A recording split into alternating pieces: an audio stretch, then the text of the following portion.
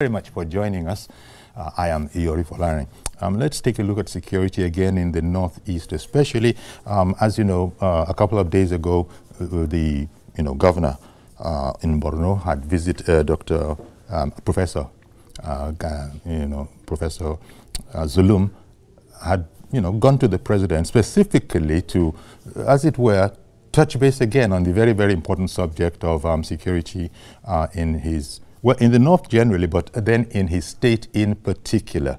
Well, the highlight of that really is that he thought that now that the forest guards have been created, it was a game changer. To quote his words, it was a game changer. So let's talk a bit about that. And our guest is Dr. Sani Abdullahi Shinkafi, security consultant and executive director, Patriots for the Advancement of Peace and Social Development. A fine morning to you, Dr. Shinkafi. Good morning, Chief Yori. Thank you for having me in the program. Thank you very much, sir. Just Yori will do. Thank you very much for making time for us this morning. It's an urgent matter. The president is aware of the urgency. In fact, he has set up the forest guards, not just for the North and in particular the governor's state, but all across the country. Now, the governor speaking about it, his commentary on that were the words, "It is a game changer," while vowing that on his part as the governor, he would make sure that they engaged with the armed forces and all the authorities to ensure that no local government falls further in his state. So I guess what we can talk about here is how he thinks that the forest guards are going to be, in fact, is a game changer. Once it's up and running, it'll be a game changer. So let's talk a bit about the forest guards. That seems to be, the governor has sort of set the subject matter. Let's talk about these forest guards. We've spoken about it before, but let's look at it again. Give me your impressions on how the forest guards could change. How would they be armed? What categories of arms would be acceptable? And, that kind of a thing. In short, your assessment of this particular initiative by the president that Governor Zulum highlighted. Well, on the issue of the National Forest Guard, which Mr. President have announced that the government will go into recruitment across the 36 states of the Federation, is long overdue. The Forest Guard, if we are properly trained, are the one who will now assist the conventional security in the fight against terrorism and also armed banditry in the Northwest. These forest guards are already in place, but they are not armed. Under Federal Ministry of Agriculture and Natural Resources, I could remember when I was in the civil service of Sokoto State before the creation of Zamfara State, under the Department of Forestry, there is forest guards. But these forest guards, their primary responsibility is to checkmate the deforestation of the forest and also to arrest those who are involved in deforestation of the forest, mostly the forest reserves and also some game reserves. Okay, exactly. But if Mr. President have now said that they are going to complement the conventional security in the fight against insecurity, they have to be trained. And it's only in line with the Firearms and Prohibition Law. It's only the security personnel are only allowed to carry AK-47 rifle or other weapons. So I don't know what category are they going to be categorized as a paramilitary, or are they going to be categorized as part of some subsidiary of police or army? So there should be an act of National Assembly which will now give them the mandate to carry arms and also assist the armed forces or the security personnel in the fight against these armed banditry, insurgencies, and terrorism in Nigeria. I think the biggest, maybe the biggest plus of bringing the forest guards into the fray is that they know the lie of the ground perhaps better than most, because as you are just pointing out, the primary concern is to protect against any injury to our forests, maybe even poachers and all of that. But when it comes to, humans, criminals who are highly trained and who, as the governor himself said, are using sophisticated weaponry, you just pointed out that we don't know what the nature of assault equipment that they will have, because we're looking at, it seems that whereas we don't worry about the military because they are specially trained, they are trained, but the point is they might not be able to get into the nooks and crannies as the forest guards would know. So this has been a concern among commentators. And as you pointed out, if we even decide, that is the president and all the relevant authorities, that yes, they can bear assault rifles and all of that, that is going to take some training. And but the governor seemed to be quite optimistic that this was a game changer. So in between the knowledge that, look, it's one thing to establish the forest guards. In fact, as you have said, it's not really establishing the forest guards. The forest guards have been in existence. It's a matter of not knowing how they are going to transform into the kind of assignment that we are now placing on them to help combat all these terrorists, especially as the terrorists, the governor has said, even before the governor, commentators had said that the weaponry that is at their disposal is most sophisticated. But Governor Zulum has said that with this kind of an arrangement, no further local government will fall in his state. And so I'm wondering, I hope we're not being too optimistic in this, especially against such a formidable foe as Boko Haram, and all these people that have been troubling us. Yeah, you see, the issue of what the Governor Zulum said, that none of the Borno State Local Government Council will fall into the hands of insurgents. First and foremost, I want to salute the courage and his capacity and capability to visit this affected area, especially in Dikwa, Marte, and other Abadam. So I salute his courage when the other governors are busy attending national summit in the Bila, and other governors of APC and other governors of PDP are busy doing NEC meeting, national caucus meeting. Well, Zulum, the governor of Borno State, has conquered fear and remained very courageous in discharge of his constitutional mandate to exercise or uphold the provision of Section 14, subsection 2 of the Nigerian Constitution. Because the every responsibility of every government is to provide security and welfare of its people. So I salute his courage, his capacity, and his determination to remain courageous to conquer fear in that regard. But on the issue of this statement he made, he has to look at some indices. How can this thing be achievable? Yeah. Looking at the porosity of the border, Borno State share boundary with Niger Republic, with Chad Republic, with Cameroon Republic, Republic of Cameroon. Looking at also the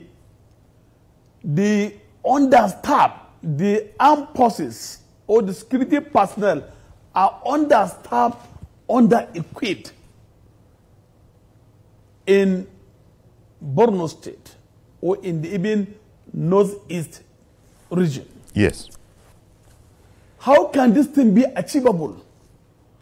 The army should stop making motivational speeches, celebrating or making victory speeches. The army should squarely stand to their constitutional responsibility in fight against these insurgents and armed banditry in the Northwest. And average Nigerians have lost confidence sometimes on the victory speeches, motivational speeches, condemnation from the part of the federal government or on the part of the security personnel. What Nigerians need now is how to curtail this insecurity. And looking at this terrorism in Borno State is dimensional, because looking at the, terrorism has been categorized into three: international terrorism, domestic terrorism, transnational terrorism. International terrorism, Boko Haram have been factionalized to two groups. Another group of the Boko Haram are being aided or supported by ISWAP. ISWAP, that is Islamic West Africa province. Then the other one, Jama'atul Al-Sunnah wal Jihad. These are also some of the splinter group or part of the Boko Haram. The other group, ISWAP, has international connection. But the other group, the Jihadi, Jama'atul Al-Sunnah wal Jihad, are domestic terrorism. So some of these repented bandits disguise in supporting them in supplying logistics to their hideout.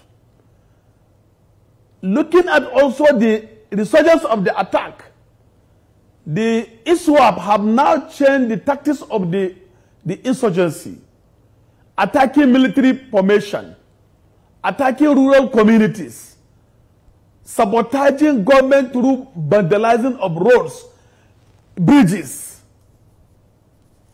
So some of these insurgents are operating into a very difficult terrain, which is not motorable.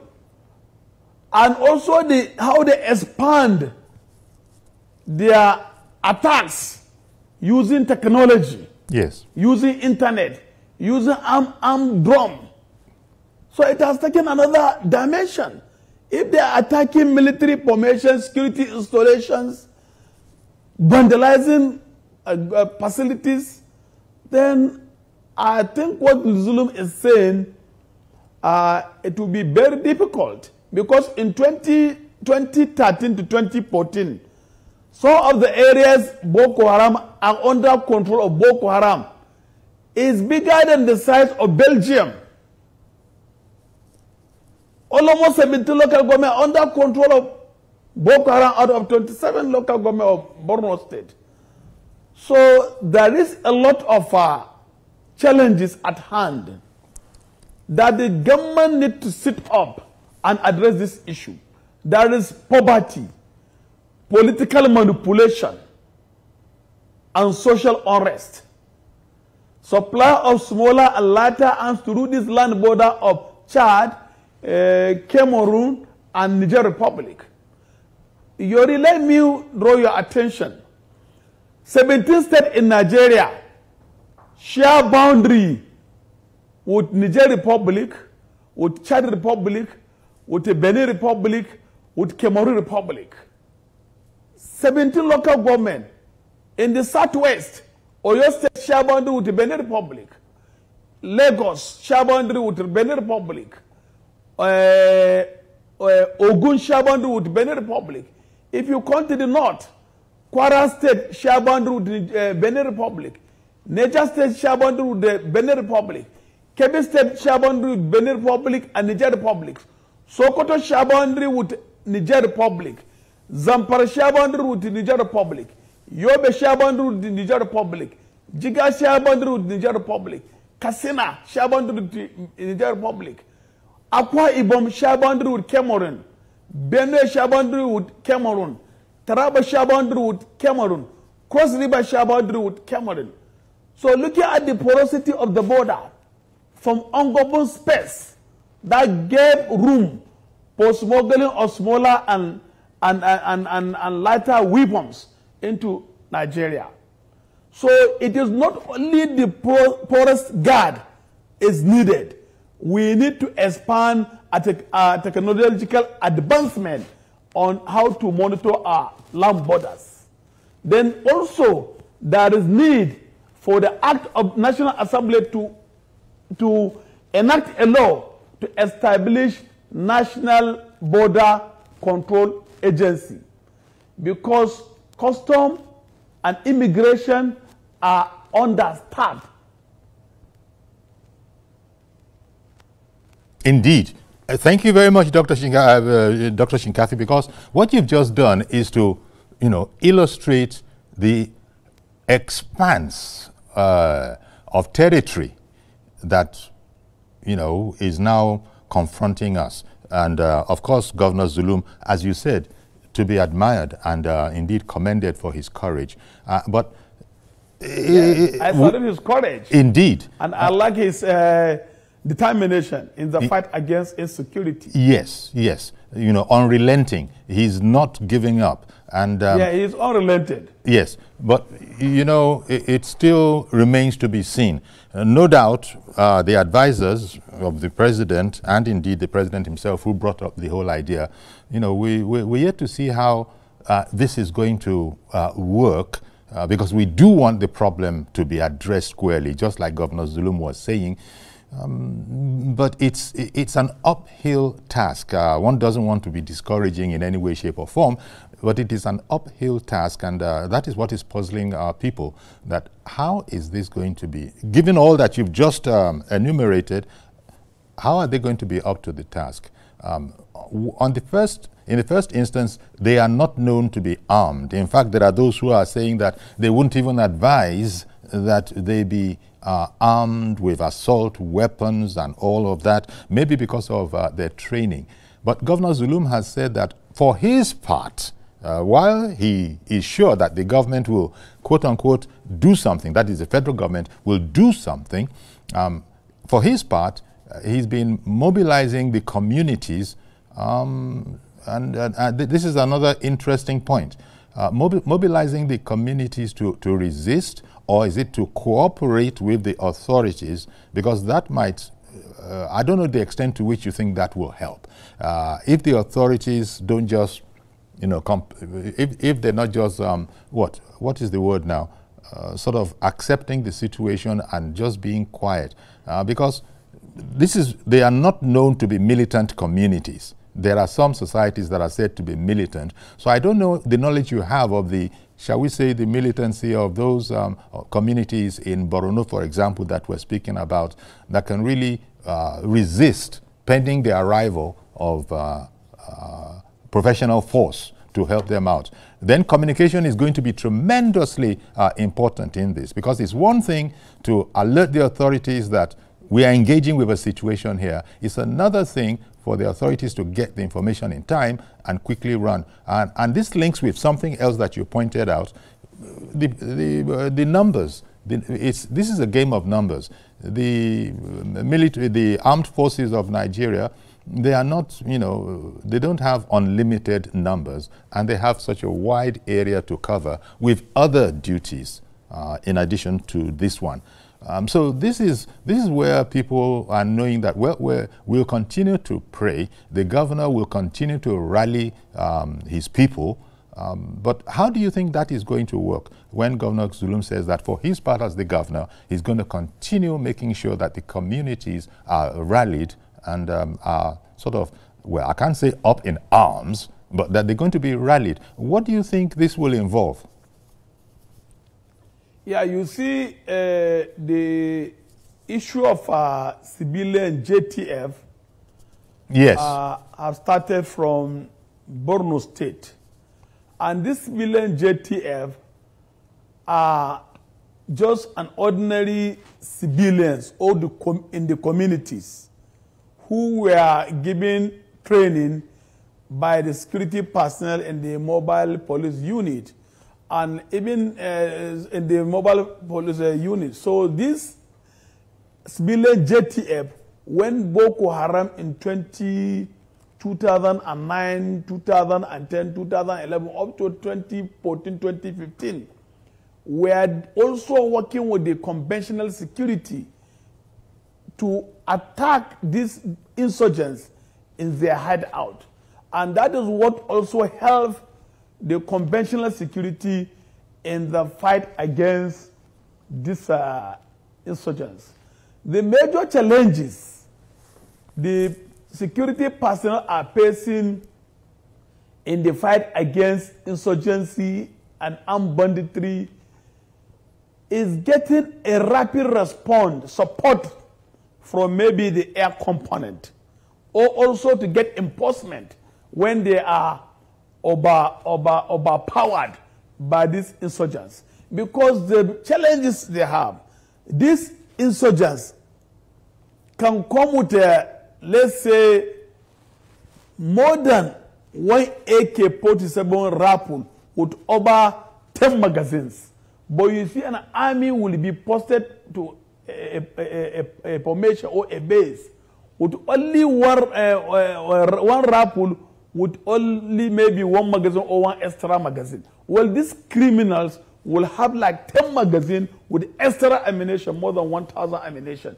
How can you, somebody with, let's assume somebody with 10 magazines, that is 300 rounds of ammunition. Well, somebody has only 2 magazines, having 60 rounds of ammunition. How can he defeat? How can he defeat these insurgents? So there is shortage of weapons. The personnel are understaffed. The air component, for them to get the support of the air component if they were attacked, there is no quick response. And also on the part of the weapons, there is shortage of weapons. So these insurgents have sophisticated weapons. And now they have advanced using armed drones. So if they are attacking army formations, a lot of people will be discouraged. Many army or security personnel who were posted to Northeast or in Borno or Yobe State, some of them have run away. They have deserted. Some of them have resigned. Some of them are nowhere to be found. So because they don't have enough equipment and weapons to fight these insurgents. So Zulum has experience of this billion JTF. And if they now recruit some civilian JTF and hunters, they can equally serve as a forest guard in that regard.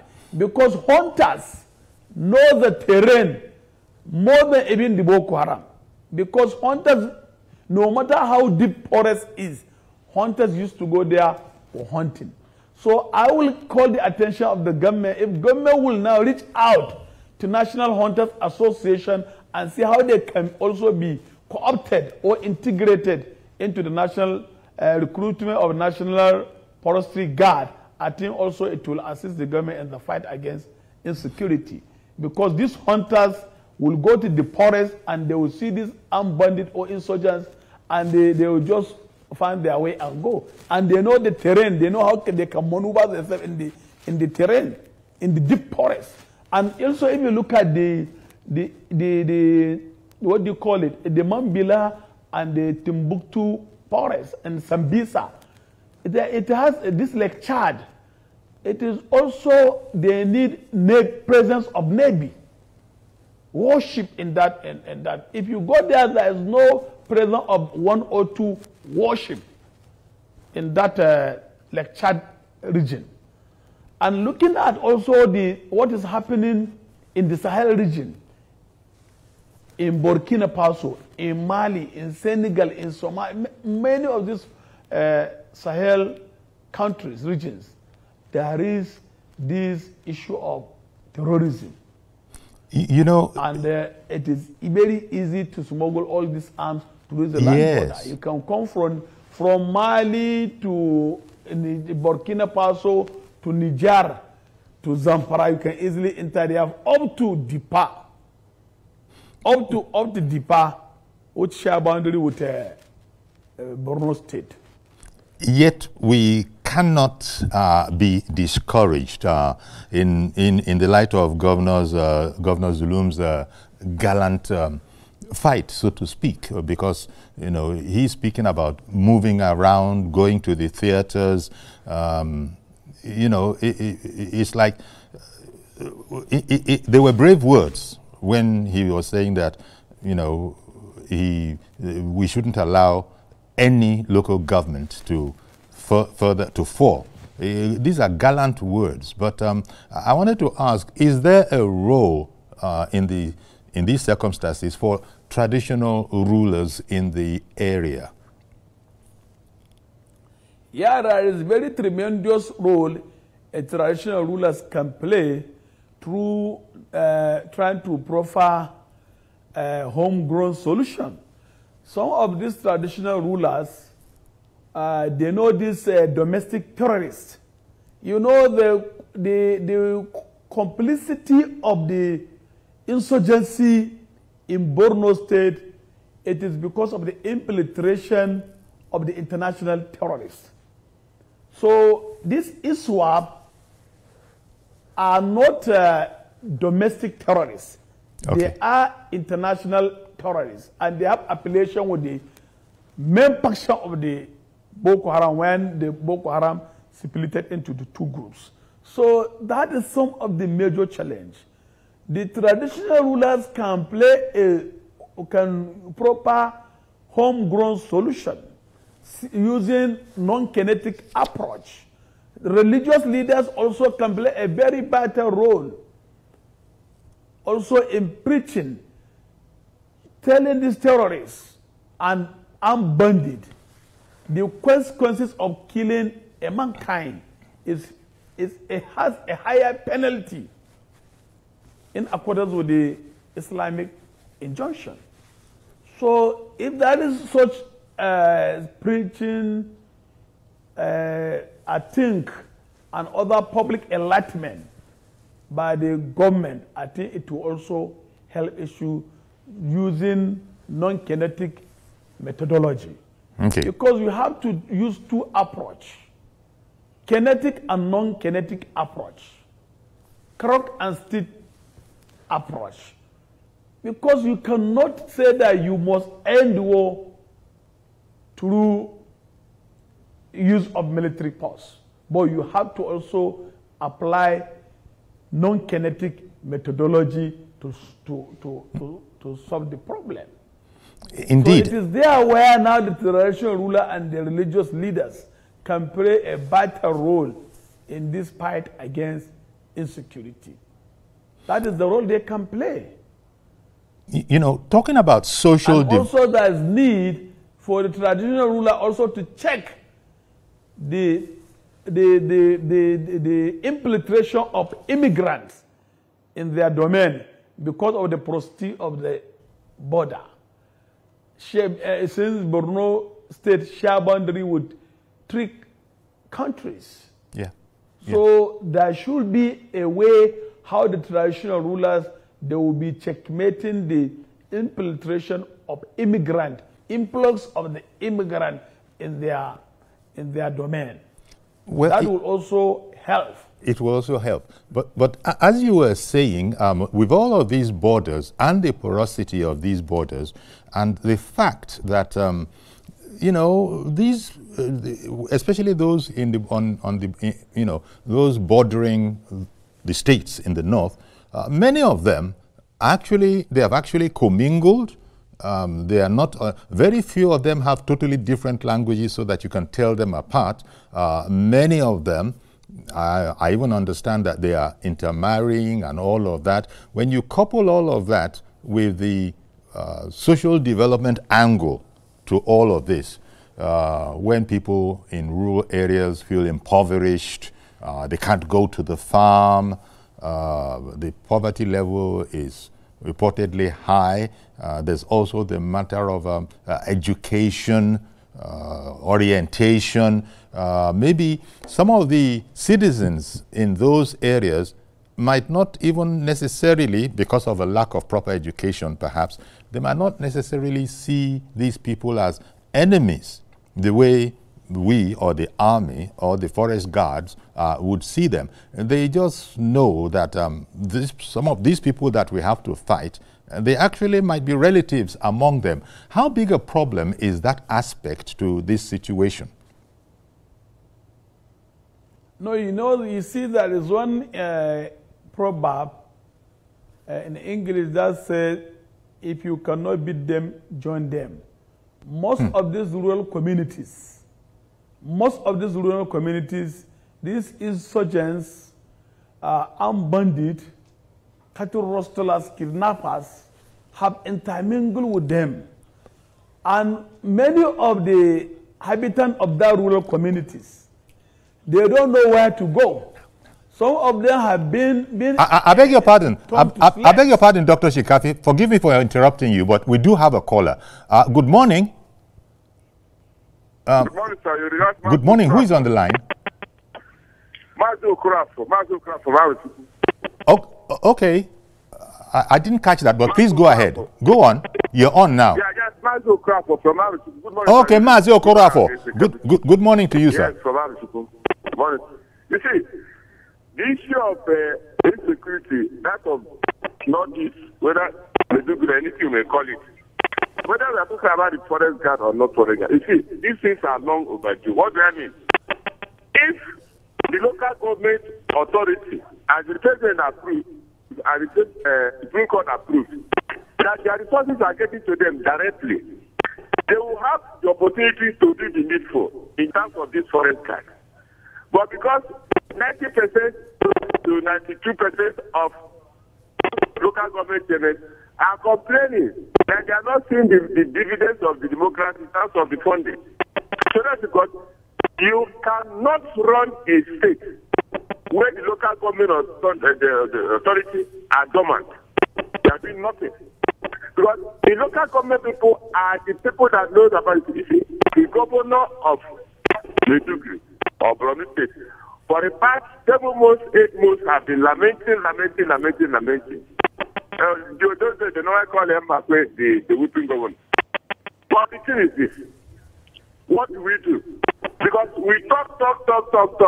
The security men will come against will come and talk their own talk. I read the story very good. They show us by television now. The needful have not been done. But the question is this: the local government authority should employ the forest guard, employ neighborhood watch, employ other plainclothesmen, train them. I've been saying it. Israel, they have intelligence schools for security in Israel.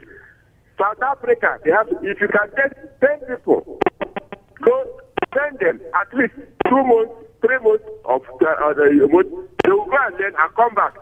Collect the gadgets and come back. Local government, not the question of state too, because it's the solution of the local government authority to do the needful. That's the only solution. Now tell me, now it's time for farming.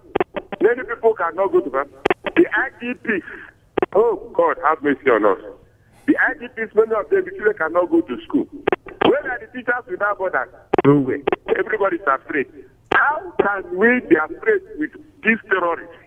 Do they have 20 heads? Are they not human beings? But if there is no human beings, that is was talking on one summit, United Nations. He said nobody has monopoly of violence. Nobody has monopoly, but we just kept quiet and had people they're doing this. A boy was coming back to look at how they killed a reverend father, trying to celebrate Mass. So you didn't do anything and you killed them. What are you doing? No, look at it. It's not Borno. Where is food where the man gets food? So a dry fish. When you take in there's another fish from that place, you enjoy yourself because there are people at the age that say you don't eat with fish. Where is the fish?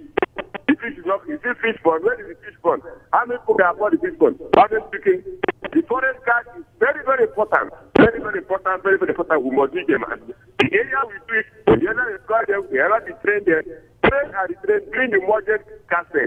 The drone, where the drone is available. South Africa has started producing their own drone. What does it take us to do? Get the drone they use in South Africa, produce in South Africa. Good morning, sir. You have a present day in Lagos. Thank you very much. Thank you very much, Mazi Okorafo. Dr. Shinkafi, we'll just take a quick break.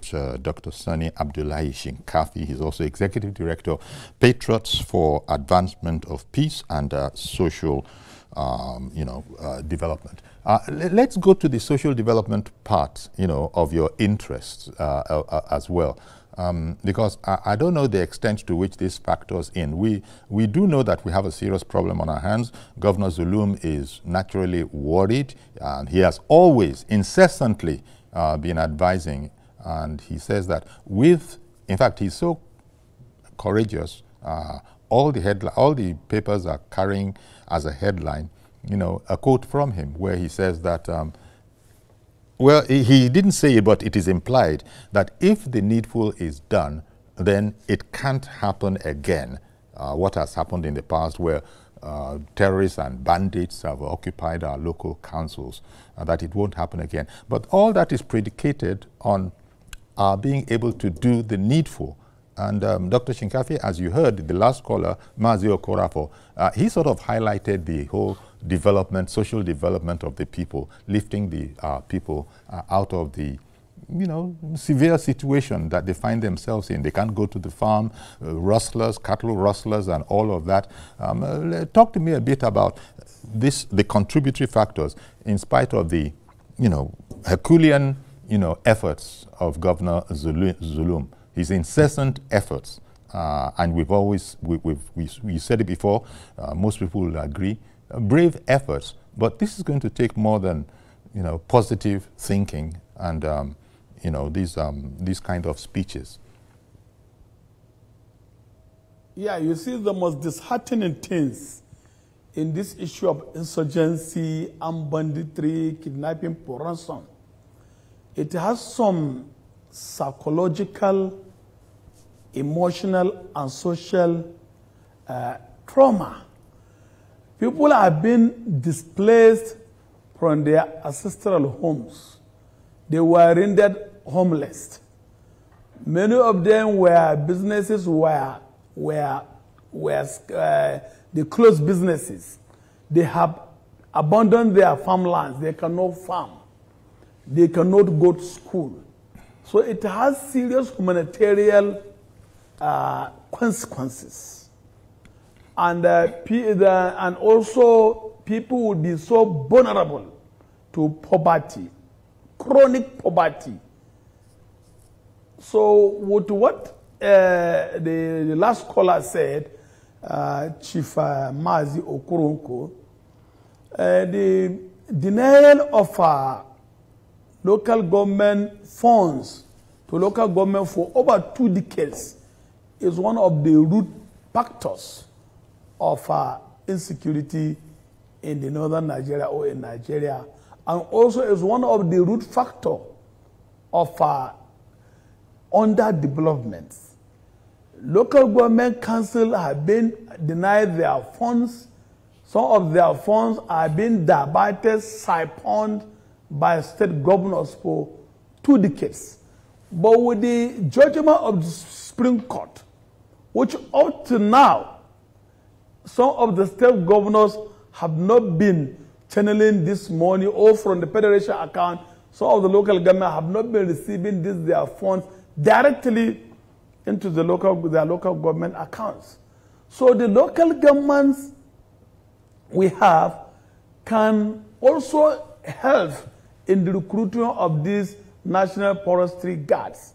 This National Forestry Guard is a welcome development if it is being properly utilized. They should be trained to fight these kidnappers, armed bandits, cattle rustlers, insurgents.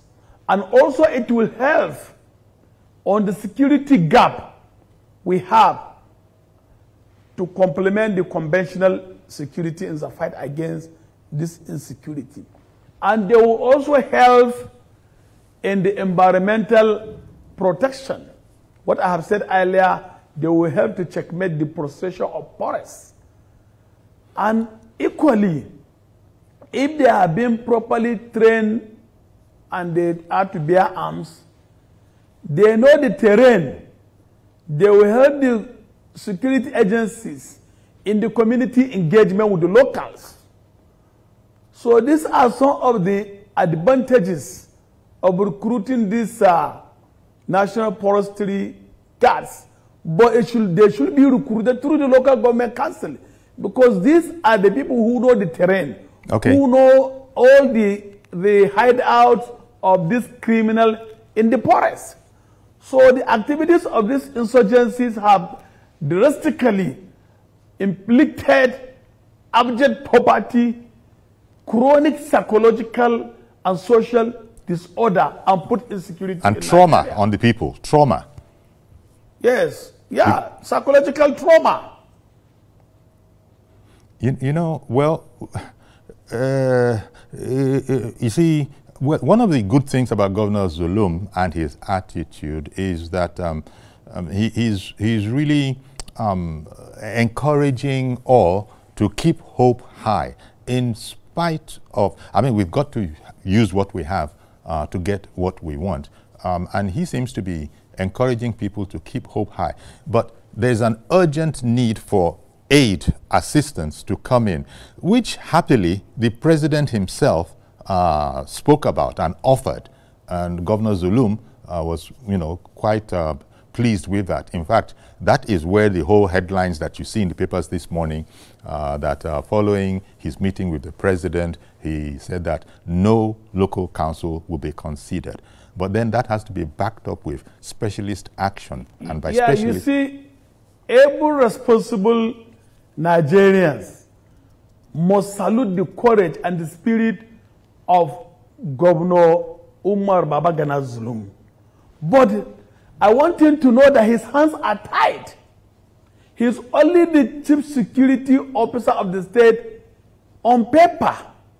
He is only chief executive officer of Borno State, and he's only the chief logistic officer of Borno State. What he should do the needful in providing logistic support to these armed forces, and to give them courage, and also to encourage the locals to expose informants, because he made an allegation that some military personnel, politicians, and the communities domiciled in those communities are also aiding and abetting this Boko Haram ISWAP. So they are giving them a better information how to attack this military formation.